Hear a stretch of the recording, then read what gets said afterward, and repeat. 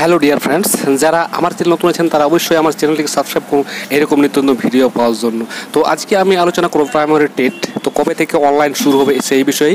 তো এটা আমরা চলে এসেছি অফিসিয়াল ওয়েবসাইট www.pe.org।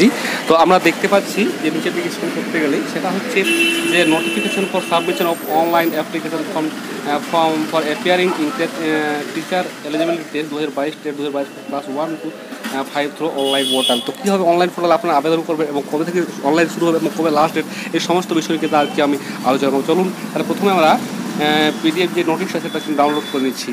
আপনারা দেখতে পাচ্ছেন এটা হচ্ছে অফিসিয়াল যে নোটিশ, আমি কিন্তু ওয়েবসাইট থেকে ডাউনলোড করেছি। আপনারা দেখতেই পাচ্ছেন 14/10/2022 তারিখ কিন্তু নোটিশটা পাবলিশ করা হয়েছে, অর্থাৎ আজকে notification for the submission of online application form for appearing teacher eligibility test 2022 class 1 to 5 with the reference যেটা বলা আছে।